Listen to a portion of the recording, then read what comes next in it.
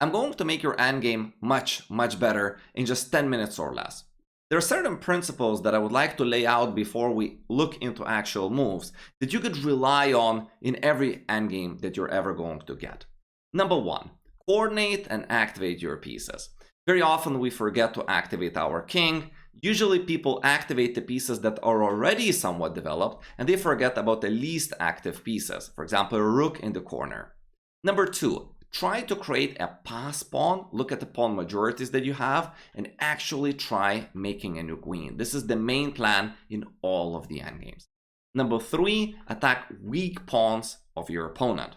And I would say number four, prevent your opponent from doing all of these things. If you can, prevent them from coordinating their pieces, prevent them from creating a pass pawn and making a new queen, and make sure that they're unable to target the weak pawns that you have.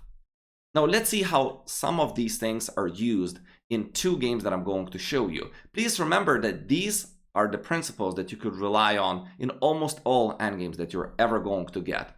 There are certain traits or certain principles that are applicable in individual endgames, like say rook endgame, rook belongs the pass pawn, and the same color bishop endgame where you have to put pawns on a certain color. But there are also some general guidelines that give you a plan and clarity in whatever endgame you're going to get. So try to pause the video and take a look at the position in front of you. You have an extra b pawn that you're trying to promote, and I would like you to just use the principles I gave you at the start of the video and devise a plan here and a move for the white pieces. So what we have to start with is actually coordinating our pieces. It would be a bad idea trying to do something like rook c2, rook c7, trying to win the game with just one piece, or putting the rook behind the pawn and then trying to promote it. If you could defend the pawn and support it with a lesser valuable piece, you want to be using the rook for offense. That's economical in chess. You want to defend with the least valuable pieces like pawns and attack with the most valuable pieces. King isn't doing anything. So now we can bring the king, which is going to free up the rook, and we can keep then it on the open file. That also frees up the knight, which can now go to the c4 square where it's more active. White is also going to prevent opponent from creating counterplay on the right side of the board. Rubinstein is showing us how it's all done. We have h4, h5, closing down any counterplay on the right side of the board. And now that we have reached the piece coordination, the rook is very good, the knight is awesome, king is functional as well, the bishop was good to start with. Now we can actually push the pawn when it's supported, and it's going to be much, much easier to promote it into a queen or force opponent to give up a piece for that pawn. You can see how pieces are leaving the board, and very soon white just brought the king, and black had to resign when white was winning the game. Let's see one more example.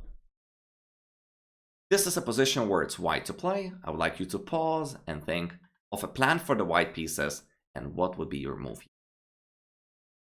So one of the first things that we could notice is that a6 is hanging. Well, it's a poison pawn to take. If we take, then black can play rook a8. It's somewhat a short line, say bishop b7, rook a2. They take on c6, and now black has a move knight b8, after which white is going to be losing either the bishop or the knight. So this pawn just for now is poisoned. If we investigate clearly the structure, you can notice that the c6 pawn is actually weak as well. It cannot be guarded by other pawns. And what black wants to do is to exchange that pawn. If you were, for example, to ignore black's positional threat and play a move like f4, black can simply play the move c5, after which they're getting rid of the weak pawn that they have, as well as perhaps developing even the initiative if dc5, knight c5 happens. So what we can do is prevent them from solving their problems. And the move here, or one of the moves that white can play, is b4. I would conceptually call it fixing opponent's weaknesses. In other words, preventing the black's pawns from getting exchanged. After which, we have to make a few more prophylactic moves like a3. Now black wants to play a5, so we play knight b3. And now that these pawn weaknesses, c6 and a6, are quote-unquote fixed, white can start coordinating their army to apply maximum pressure on either of the weaknesses, win one of those pawns, push the majority, and with a coordinated army, try to make a new queen. So in this game, e6 has happened, and after rook c1, we can finally apply pressure and see how beautifully white maneuvered all of their pieces to be attacking c6. Then the c6 pawn drops, And now we have a winning endgame where we just bring the king and push the pawns on the left.